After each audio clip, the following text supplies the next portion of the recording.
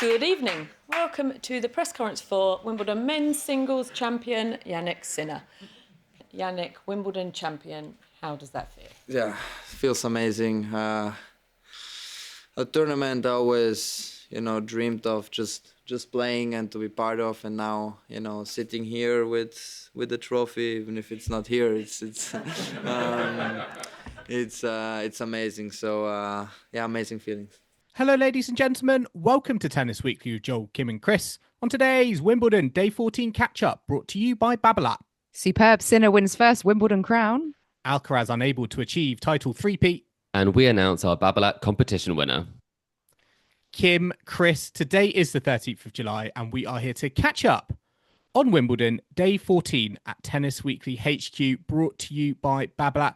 Men's finals day has been and gone. Carlos Alcaraz and Jannik Sinner delivered a men's final that we need to talk about, and that's what we're going to do in the first half of this episode. We're also going to be looking forward, looking back even on the ladies' doubles final, wheelchair tennis, our collector set winner, and our Babolat competition winner as well. So a jam-packed episode. Our Wimbledon coverage is brought to you by Babolat. Babolat is an official partner of Wimbledon and the racket of choice for defending champion Carlos Alcaraz. Since 2013, Babolat has been the official supplier of rackets, strings, bags and accessories for Wimbledon, as well as providing the tournament's racket service since 2022, restringing over 6,000 rackets each championships. The shared history between Babolat and Wimbledon traces back to the very roots of the game, and this year they have something very special up their sleeve. They are celebrating their 150-year anniversary. And we are giving you the chance to celebrate with Babolat by winning one of their limited edition 150-year anniversary t-shirts. To enter, head to our Instagram page, follow Babolat UK as well as Tennis Weekly, and tag a friend on our competition post. Entries close at midnight on the 13th of July, and the winner will be notified by direct message. To shop Babolat's official Wimbledon collection and their 150-year anniversary collection, head to babolat.com. And guys, Jannik Sinner is the Wimbledon champion this year. Not a prediction we made at the start of the tournament, but I wanted to ask, how are we all celebrating it? Well, I've got a glass of what I thought was Italian Prosecco, but it turns out it's actually produced in Spain. So I sort of celebrating with the wrong drink, I think. But I thought we only had Italian Prosecco, so I went out and got some Cava. So we had one of each, regardless of who would win. And then I found out they're actually both Spanish. So sorry, Jannik, I'm not celebrating with the most appropriate beverage. So you only prepared for a Spanish victory is what you're saying? Unknowingly, yes. Unknowingly, yes. Yeah. How unknowingly was this, Kim? I feel like this might be on purpose, but you've also been celebrating Ego today. I've made strawberries and pasta again for lunch. Again. Is that nice? I wanted it twice. I can't visually. I just cannot look at it. I'm not gonna lie. I don't know if any of our listeners feel the same way, but you got to try it, Joel. No matter how good it tastes, the look of it to me is just, ugh. You could pop Next some food year, dye in, Joel, yeah. Go to the pasta bar at Wimbledon, just ask for plain pasta and then get like a box of strawberries and cream and mix the two together. Is this going to be served have it next year? Is this going to be served at the Champions Ball? Ooh, it might be a request. That could be quite fun, actually. They made her a towel because she won, so maybe they'll also make her a special dish. You know, she won't want to have a cheat day, potentially. She'll have to have the pasta and strawberries whilst celebrating her first dance with, Jannik Sinner now.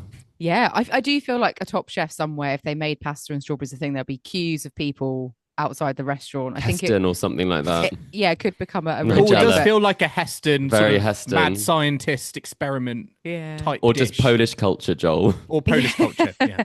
It does definitely work. And we will be getting on to the men's match. I've had too much Prosecco. We will be getting on to the gentlemen's singles final result. But before we do, we did just want to say, as this is our last podcast wrapping up, well, almost our last podcast, I should say, wrapping up our Wimbledon fortnight, we do want to say a massive thank you to everyone who's tuned in to our daily coverage from Wimbledon. It means such a big deal that we're able to be there and kind of report every day. And without all your support, we wouldn't have been able to have experiences like this. And all the very late nights spent recording, editing, etc., are all worth it for our listeners and some of the lovely comments we've had over the fortnight. So if you have enjoyed our coverage, just please little shout out, do rate us on Apple Podcasts or Spotify, and do subscribe to our channels. It makes a huge difference and helps us to keep growing and improving our coverage. So if you can just spare a couple of moments to write a quick review, give us a thumbs up, subscribe, whatever, it would mean an awful lot to us. It would cap off our Wimbledon fortnight, wouldn't it? It really would. And I also think all comments are welcome, but ideally positive, you know? I don't want us to necessarily invite all of that in, but either way, it's been fantastic doing this. Our second year doing it, guys. It's a bit different. We'll be reflecting a bit more in a special episode we'll announce later. I'm keeping my mouth shut for our Wimbledon wrap up because, listeners, this is our final daily episode, but we will be doing a Wimbledon wrap up where we're going to be reflecting on the championships, our personal experiences. We're going to be doing some Tennis Weekly awards, including our best match, the highs and lows, all that jazz. So definitely look out for that one over the next week or so. Yeah, once the dust has settled, that's a nice one to listen into to sort of reflect back on 2025 Wimbledon. And we need to reflect back on today's men's final, which happened and finished not so long ago. Jannik Sinner coming through, winning his very first Wimbledon trophy, getting the better of Carlos Alcaraz over 4 sets. He didn't have to endure a 5-set comeback from Alcaraz this time around. Lightning has not struck twice. It was a set down, and Sinner upping his game, playing some brilliant tennis and getting the job done in 4 sets. Every set went to 6-4 as well. I don't think any one of us would have predicted quite that manner of scoreline, perhaps. Oh, what's your immediate reactions? Joe, I'm going to come to you first. Immediate reflection now that the final has been and gone. I mean, I thought Sinner played the better tennis in that match, but for me, there's no doubt that Alcaraz surprisingly underperformed in a Grand Slam final. Certainly aspects of his game were not firing. His serve, I felt like, deserted him at times, whereas you had Jannik Sinner on the other end of the court, who I feel like he executed the perfect game style. You know, he took time away from Carlos Alcaraz. He wasn't giving him kind of enough time to think, which I think was one of the reasons why Alcaraz was able to, you know, pull off such a dramatic victory at Roland Garros. And Sinner as well impressed me in the sense of he was just so mentally strong. Just think about that 4th set when it was like 4-3, serve 15-40. There is no doubt in my mind he would have had flashbacks to what was happening or what happened in Paris. So to see him kind of come through that and clinch it in 4, yeah, to me, he was the deserved winner on the day. Yeah, I feel, Alcaraz had those 2 break points, didn't he? So to break back in the 4th set, I think everyone was kind of thinking, oh, is this where it happens again? And I think people were just expecting it to happen, weren't they? Yeah, it was almost a bit of a disappointment that we didn't get a 5th set. It didn't go deep. And, Sinner as well, he, got 3 championship points, didn't get the first one. Everyone was sort of thinking, oh, this is where, if those thoughts are going to be at the back of Jannik Sinner's mind and might come to play, is it going to happen now? But it didn't. Sinner seemed very composed. Chris, how much do you think he incorporated the loss and those learnings from Paris into his performance today? Well, he was asked about this before, and he said he didn't really think it was that much of a hangover until he was on court. He wouldn't know.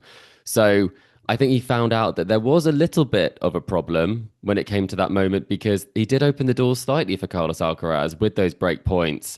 When he was up 4-3, there was a chance. There were actually some quite good opportunities in second serves, but then he did serve fantastically when it mattered most. I mean, the second serve, 110 miles an hour out wide, was unreturned.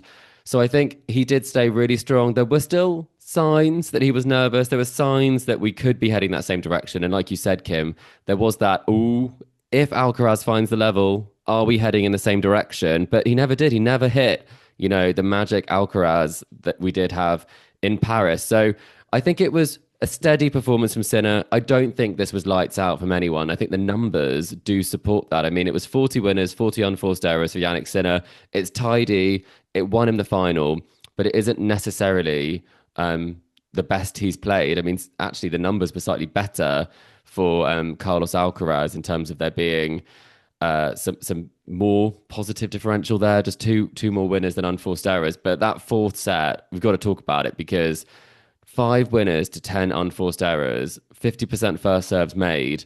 Was this the case that Alcaraz just couldn't find his level, or was Jannik Sinner just too good or too steady? Bit of both for me. I do think Sinner, was very solid, and I think Alcaraz just seemed quite rattled. And I've not seen him converse so much with his box during a match, and I don't know if it was. In a way, do you think there's almost like reverse pressure? Like everyone was expecting him to kind of come up with a miracle again because of what he did in Paris, and this time round it was kind of like I'm not feeling it today. I've not lost a Grand Slam final. Is there pressure for me to get this third Wimbledon title to continue my 100% perfect record in Slam finals? Do you think actually that kind of got to him a little bit, and almost maybe now that he's lost one, it will be a bit of a weight off his shoulders? I feel like that's the challenge with Carlos Alcaraz in these major finals. I feel like we always can look to some sort of flashpoint or spark that kind of spurs him into action. And really in that fourth set, when he had those 2 break points, I feel like everyone was sort of thinking, oh, this is when the match is going to properly kick off. This is when we're going to see Carlos Alcaraz kind of come out all guns blazing. And I think that's what was so impressive about Jannik Sinner, was that it was so kind of steady throughout. It didn't feel like there was a real kind of spark or inspirational moment that Carlos Alcaraz could kind of feed off of to kind of elevate his game.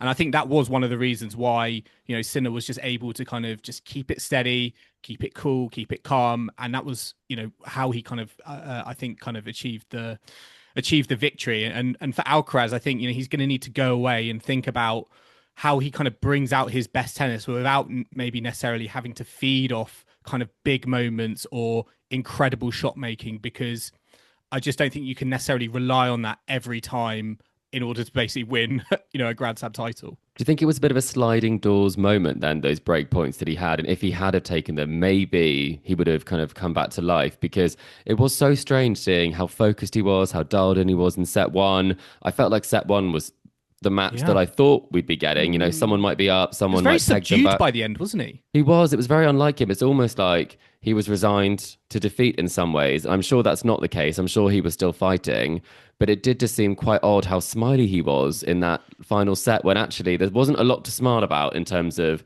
it was a wry smile about the fact he wasn't serving well. And then he was very much fine with losing the final afterwards. So it doesn't make me think it was the pressure of it. Maybe he just knew that it wasn't his day. Do you feel like they're too respectful to each other? Because after the match, in the on-court ceremony, I was hearing some of the commentators talk about, this rivalry is almost like bromance at the moment. And, you sort of talk about, him being quite smiley and quite a damaging situation for him as a defending champion in that fourth set. Do you feel like, there are times where Alcaraz maybe needs to kind of, shake things up and trying to get in Sinner's face maybe a little bit more? Because again, it just felt a little bit too flat and subdued for me, and that's maybe why we didn't get the best Carlos Alcaraz today. It was almost like there was a bit of a gentleman's agreement between the two. It felt like, it was very strange, that sort of ending, I think, because I didn't see that fire until like quite late in that fourth set, when it became, this was the serious moment. It was now or never, really. And that's quite strange, because he was so fired up in Paris. He was really trying to psych himself up into it, whereas he almost had kind of just had his energy zapped. And it makes me think a little bit like, is this quite similar? Obviously not similar in the scoreline, but with Anisimova, in the sense that there is, there's quite a lot that goes into these slams, going the distance, doing it time and time again, 7 matches, knowing you're facing Jannik Sinner. And it took the most special performance probably of his life to beat him in Paris. That is probably quite an overwhelming ask at the end of what is a very long, very hot tournament. Yeah, well, let's hear from Carlos Alcaraz now about how he reflected on his performance today. Just no, I didn't feel down physically at all during the match. It was all about he was pushing me to the limit in every point. So mentally, sometimes it's really tough to maintain the good focus or the good level during the whole match when you see the opponent just playing such a great tennis, and at some points I didn't know what I had to do in the match, because from the best line I was feeling he was better than me, and I couldn't do anything about it. And I think the big key was. It was about the second serve, so he was returning really well the second serve that I was hitting, and it is and thanks to that he was in the position to attack in the second ball every time. So it was really difficult when you're feeling that you just defending all the time and running from side to side all the time. So that was my feeling, but I didn't fall down physically. That the answer. I mean, comparing to Paris, obviously this match did feel like a disappointment, but I think it is a bit harsh, because if we hadn't have had that treat in Paris with the quality that we had, this match might have gone a bit up in our estimation compared to that. So I do think over time, maybe when we get kind of more of their slam finals together, the rivalry kind of, continues, we'll look back on this time and look back on it slightly differently. Is it a memorable final is what I would ask, because that's what I'm already thinking about. I've kind of just not necessarily parked it in my brain, because I think I'm still very much in the French Open final in some ways. And I was thinking, is this the match of the tournament that we will remember the most? I don't think so. I think it was almost an impossible situation for this match to live up to their Roland Garros match. We're talking about that match as one of the greatest tennis matches of all time. So I think it's understandable that we've had a little bit of a come down from there. I think, we just naturally assume now these guys are going to go to a fifth set. It's going to go deep. It's going to be drama left, right and centre. So I think it's understandable, but and I almost kind of think from a fan perspective, it's like we shouldn't put too much expectation on these, because I think if the less expectation we put on, I think the better matchups we're going to get. And maybe the moment did get to Alcaraz a little bit more than it did to Sinner, but certainly I think this will be memorable for Jannik Sinner, because first Wimbledon title, and we've got to remember the fact that he had match points at the French Open. He could have very nearly had the Sinner Slam. He could have held all 4 Grand Slams at the same time if he had taken those match points at Roland Garros. Well, there was a lot on the line as well. Was just what I was thinking. So we were talking about what happens if Alcaraz were to win.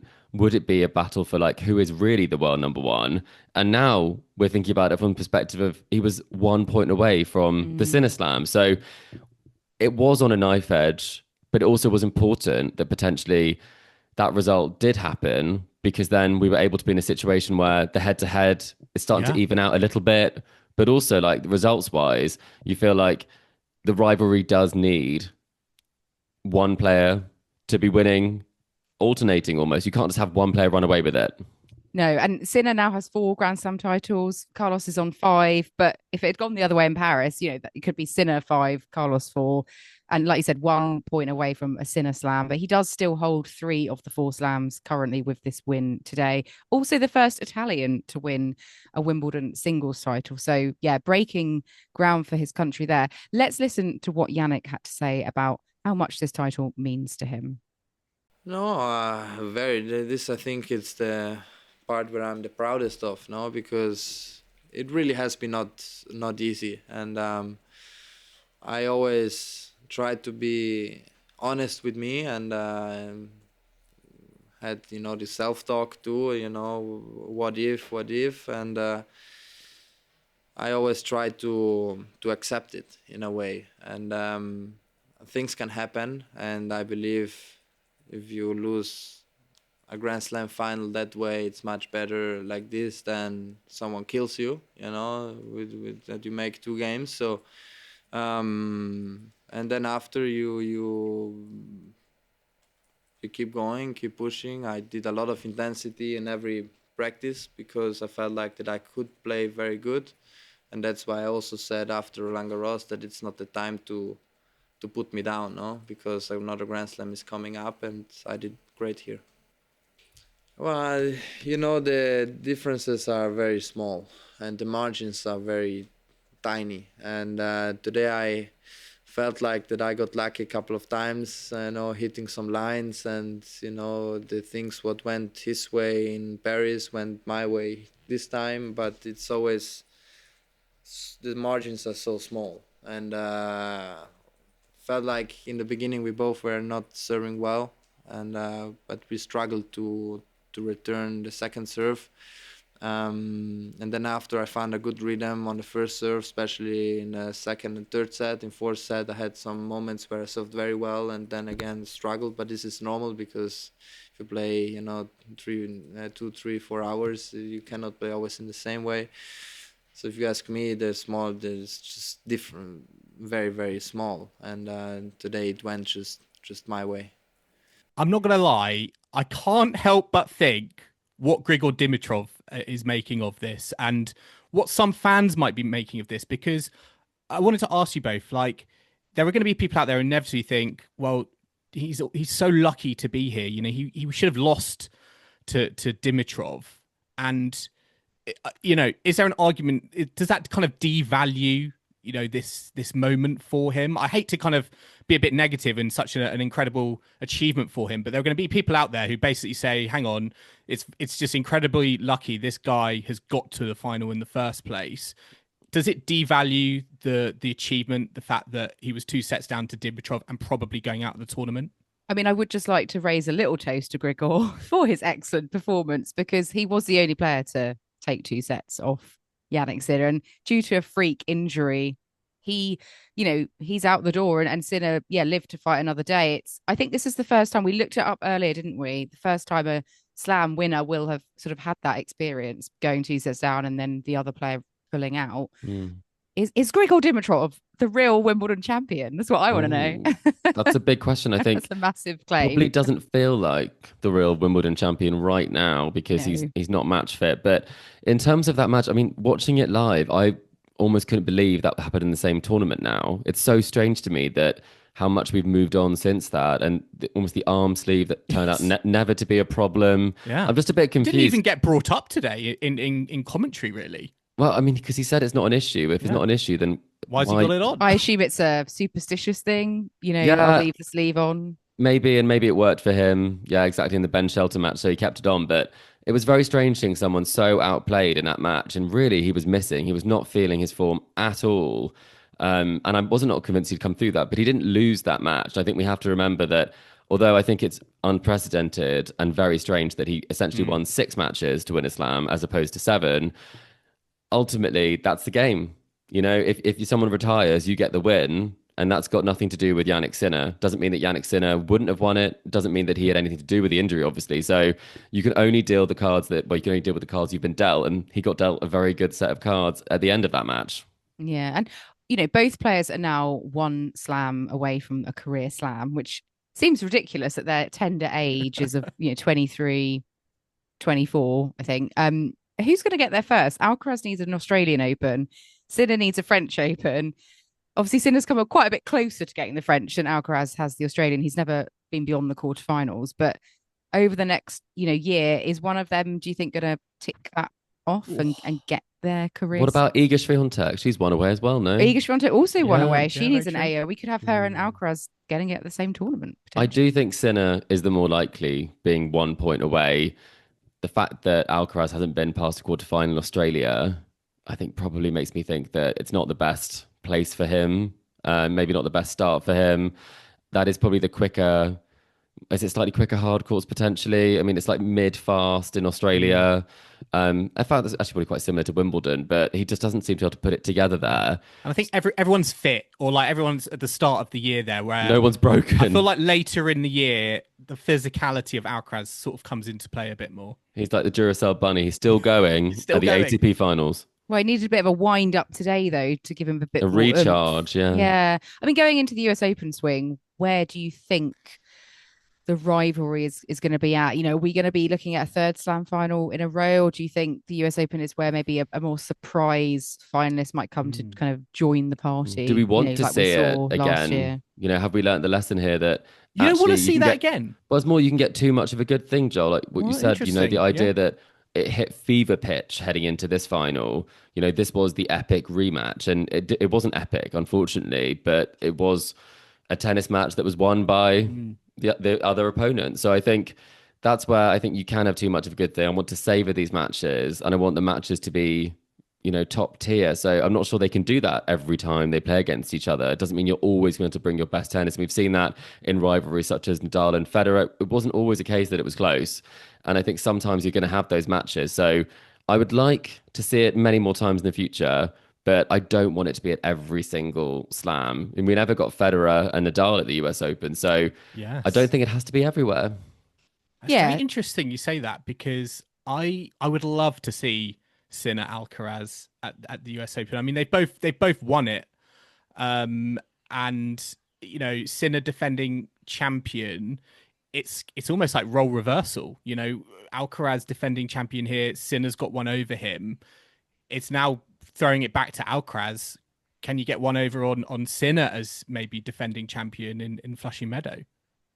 And Djokovic has still got another slam to try and get 25 in 2025, which I still think is possible if he can manage his fitness and body better at the latter stage of the tournament. And maybe Alcaraz or Sinner, one of them is out on injury, and then the other one gets upset by a Taylor Fritz having a blind. I'm not sure, Kim. Or a Dimitrov moment. It could still happen. Anything can happen. Well, I mean, anything can happen for Iga Swiatek and Jannik Sinner, because, I mean, cast your mind back, guys, last year when there were the suspensions that were being dealt out for both of these players. And now, I mean, less than a year later, they're Wimbledon champions. So, I mean, that's quite a turnaround and quite strange, because it was mentioned a lot more for Jannik Sinner. I feel like Iga Swiatek's suspension wasn't. We forget about that one. We do forget. More, I think. I completely forgot about it until. It's because it's like it was more like in the off season, really, kind of.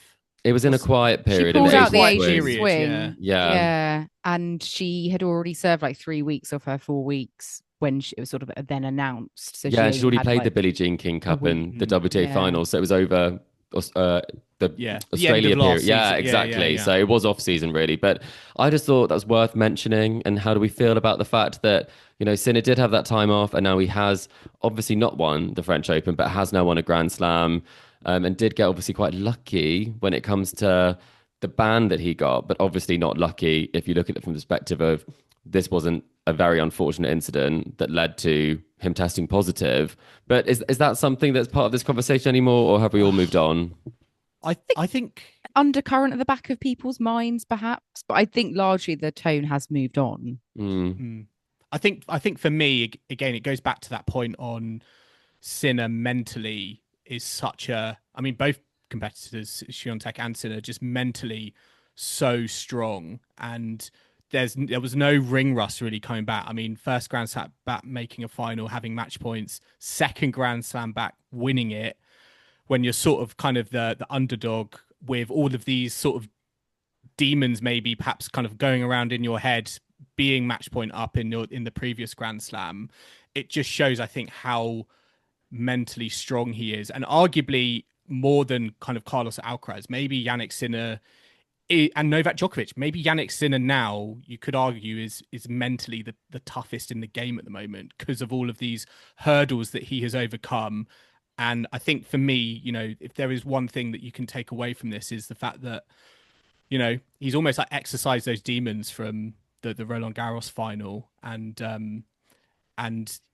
that's to provide such a big response, big statement in such a quick turnaround between clay and grass. I think that is, that you can't say that's not an incredible achievement. It is incredible. Definitely. I mean, you look at where he was, and I saw a fantastic piece of work from Nike, which basically said that winning heals everything. And we talked about how the idea that these happen so quickly in succession means that he can get over that quite quickly if this worked out in this way. If it didn't, then that's a different issue. But you're completely right, Joel. I do think we underestimate the mental strength of Jannik Sinner, because that was one of the most brutal defeats to come from that position, and the emotions that he would have been going through to regroup and then to win Wimbledon on a surface like Iga Swiatek, not one that people think he's necessarily the best on. And to actually get that done, it just shows you that he is one of the strongest mentally, probably of all time, I would say. Just on that, before we go to a quick break, do you think it's harder to come back from being in that position where you've been so close to the trophy, match points away, or an Anisimova position where you've lost double bagel 57 minutes and the world has seen it. The world has seen it. What do you think is harder to come back from? You'd rather be close, wouldn't you? Oh, it's pretty tough. Come back from, what do we mean by that? I think to get over, do you think? To get over, to get over. I don't think I could get over being 3 match points up in a row. I think that's the one that would get to me. I'm still not over, Federer having 2 match points on his serve against Djokovic. I will never be over that one. But I think you could just write off the 6-love as like, that was embarrassing. That happened. And we move on. The worst thing has happened. You didn't have one hand on the trophy. And I think that's the bit that probably hurts the most, as opposed to that you didn't bring your best game and you didn't actually show up to a final. I think, I couldn't get over that. Kim?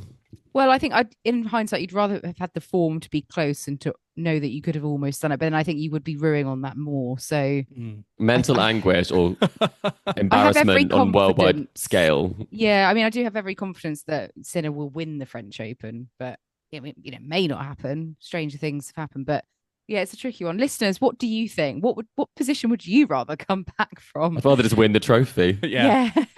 And on that note, let's take a quick break now. But do join us in the second half, where we'll be discussing the epic that was the ladies' doubles final, as well as wrapping up all the wheelchair and junior events. Plus, we'll be announcing our collector set and Babolat competition winners. So do not go anywhere. Welcome back to the Tennis Weekly podcast, brought to you by Babolat. And before we had the non-epic final, that was the men's singles, we had a more epic, but arguably ladies doubles final as the first match of the day, now that they've changed the order of these finals. Delayed the start to the men's final, Kim. It did, because it went on a bit longer than people thought it might. But we had some fantastic ladies doubles being played. Kudermetova and Mertens up against Hsieh and Elena Ostapenko. So obviously some names in there that a lot of people would be familiar with from the singles court. But it was Kudermetova and Mertens that came through in 3 sets. They were a breakdown in the 3rd set, but came storming back from 4-2 down to clinch it. And fantastic stuff for them. Kudermetova's first Grand Slam doubles title, and I think Elise Mertens' 5th. She's quite a stalwart of the game. Used to play with Hsieh, I believe, as well. So they won a Wimbledon title together. Yeah, absolutely. Really strong showcase for women's doubles, I think. You were glued to your seat, Joel, weren't you? This was the one you were really looking forward to. I mean, listeners, if you did not watch any of this match, just watch the last game on, I think it was Elena Ostapenko's serve. It was just so dramatic, quality doubles. And I honestly think when you do get doubles that's really good, it can captivate an audience like a singles match. And this was just, this was every bit as dramatic. The thing I wanted to ask you was about that 4 p.m. start that got delayed. What did you make of the fact that we got into a situation where the men's final, it did not start on time?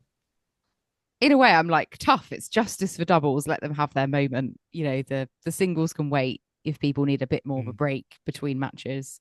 What's 10 minutes to them? Well, we were a bit worried about earlier. We were worried about the timings of things. If this did go long, if we did, need to start thinking about whether the roof needed to be shut. And had it gone longer, who knows what might have happened. But thankfully, it didn't cause an issue, it being pushed back. But I don't think the roof should be a conversation on finals day when there's bright sunshine outside, personally. I do agree. It doesn't feel right. So I'm glad it didn't cause a problem this year. And maybe it won't be the same next year. We'll have to see what they decide to do. It is a bit of a risk. I do think the roof should be reserved for rain only. We had some other finals taking place today. Alfie Hewett, who was defending his wheelchair singles title, wasn't able to defend. Just like Carlos Alcaraz, he was beaten by the world number 1, this time Tokito Oda, who came from a set down to clinch it 6-2 in the 3rd. I was watching a bit of this and I did think Hewitt is going to need to get this done in 2, because Oda's such a strong competitor and he's so young and he's won so many slams already. And in that 3rd set he was pretty dominant, and Hewitt did well to kind of cling on as long as he could. A shame for Alfie Hewett. We also had some boys juniors finals today. We've got a new Bulgarian junior boys champion. Last player to have won the juniors for Bulgaria was Grigor Dimitrov in 2008. But this time, Ivan Ivanov won over Ronit Kaki of America. So good. They named him twice, Kim. Yeah, Ivan Ivanov. Is that a bit like being called John Johnson? I mean, I'm not complaining, because at least Bulgaria, we can definitely remember it, right? I was going to say one more thing on this. Do you remember who won the girls' 2008 title? Yes, Laura Robson. It was Laura Robson. It was. You never would have thought that they were in the similar bracket, because she won it when she was so young, and Dimitrov's actually that little bit older than her. Yeah, and obviously Laura Robson, her career went very differently to Dimitrov. You know, he's still competing, albeit obviously enduring that injury, but she's obviously now very much a solid member of the kind of tennis media landscape. We'll see what happens to these juniors going forwards. But Ivan Ivanov, I'll definitely remember his name.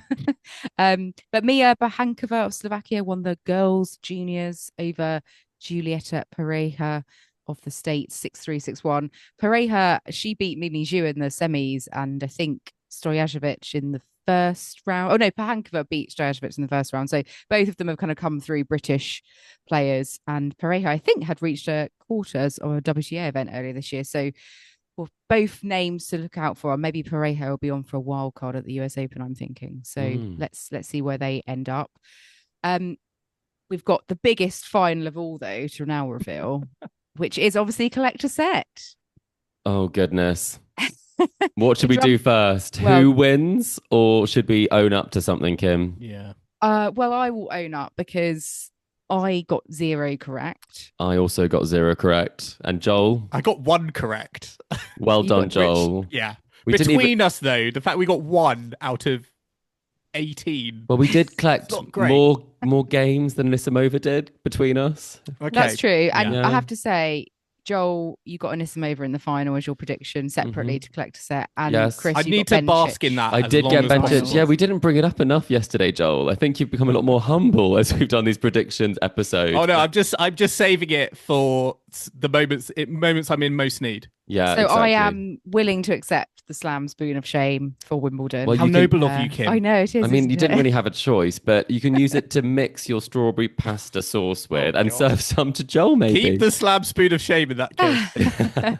Well, on the other side of things, we do have a winner for collector set. So drum roll, please. The winner with 4 correct answers, outright winner, was Selenita 6. So very well done to you, Selenita. We'll be in touch about your prize. But yeah, fantastic effort. 4 correct. She got Alcaraz, Rybakina, Raducanu, and Vondrousova correct. So yeah, big well done to Selenita. And thank you to everyone for taking part in another edition of Collect a Set. And yeah, not long to go till the US Open one. Not long. I mean, another winner to announce, and this one we don't have to own up to anything. This is thanks to our sponsor, Babolat, who partnered with us to give away a pure dried bag. And we had so many entries. So thank you so much, everyone, for entering. And we have a winner. So we can have another drum roll, please. And the winner was Ollie Sowerby, who won the bag. It wasn't necessarily that you had to give us any answers for this. This was just enter the competition. And so in that competition, our winner was Ollie Sowerby. And we will be contacting you by direct message and we'll be organising your new racket bag. So thank you very much to Babolat for being our sponsor. And thank you for allowing our listeners to also benefit from that. So enjoy the bag. Yes, indeed. Thank you, Babolat, for being the sponsor of our Wimbledon daily coverage. It's honestly been such a blast working with you, providing prizes as well. So, yeah, big thumbs up, big thank you from Tennis Weekly HQ. Well, you love the hat, Joel, don't you? That's it. Yeah, exactly. Thank you for the hat. The hat. Thank you for the hat. Hides the hair. Yeah. Exactly. And that is not all from Tennis Weekly and our Wimbledon coverage, because we do have our Wimbledon wrap-up show. This will be coming out next week, and it will be unveiling our very own high points, low points, and pleasant surprises from the championships. And we're also going to be looking back on the championships and dishing out some Tennis Weekly awards. I think we're going to be looking at best matches. We're going to be looking at surprise packages, who to watch for the hardcourt swing coming up. It's all going to be going on. Best catering. Is that on there, Joel? Some food may be mentioned. Yes. I mean, everything is going to be mentioned. So yeah, listeners, you're not going to want to miss that one. But that does wrap it up for our Wimbledon Day 14 catch-up, brought to you by Babolat here at Tennis Weekly HQ. We hope you've enjoyed the ride with us. Remember to subscribe so you don't miss a moment of action as we continue on and head towards the American hardcourts. You can find us on Apple Podcasts, Spotify, YouTube, and all your favourite podcasting platforms out there. And if you love what you're hearing, then be sure to leave us a rating and review on Apple Podcasts or Spotify, and hit that like and subscribe button on YouTube. and you can stay connected with us on social media. As we've said, it really does make a difference if you do support our channels. So do comment, do like. We're on Facebook, Instagram, TikTok, Threads, and X. And the handle for all of those is Tennis Weekly Pod. And our mailbag will be back. It's been a long time since we've had one of those. So do drop us a mailbag at tennisweeklypod@gmail.com or visit our website, tennisweekly.co.uk. And we'll be back next week for our Wimbledon wrap-up, brought to you by Babolat. But until then, it's goodbye from Kim. Goodbye. It's goodbye from Chris. Goodbye. And it's goodbye from me. Thanks for listening, and we'll catch you next time on Tennis Weekly.